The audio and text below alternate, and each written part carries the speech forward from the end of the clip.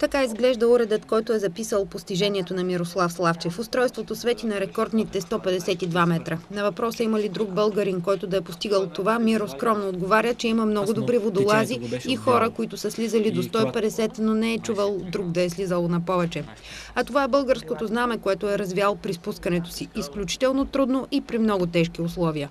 Желанието на Мирослав Славчев да постигне тази дълбочина датира от миналата година. Още тогава започнал тренировки в Дахаб, Египет, със световния шампион в този спорт Паскал Бернабе. Федерацията по дълбочинно гмуркане обаче забранила спусканията под 100 метра. Сега, година по-късно, двамата открили ново място, където Миро да се спусне. Край остров Смалгифтън при Хургада.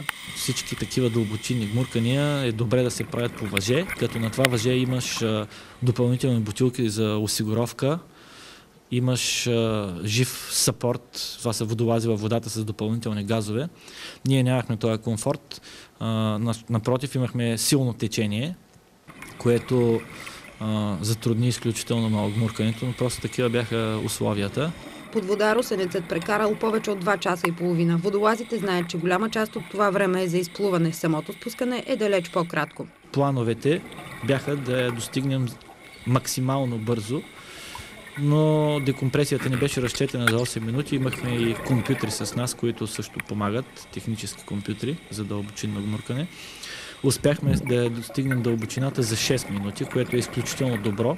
На въпроса смята ли да повтори рекорда си тук в Черно море, Мирослав Славчев без колебания отговаря, че в България има много по-добра техническа база за приготвяне на газовете за дишане и добре подготвени водолази за помощ и без колебание би го направил.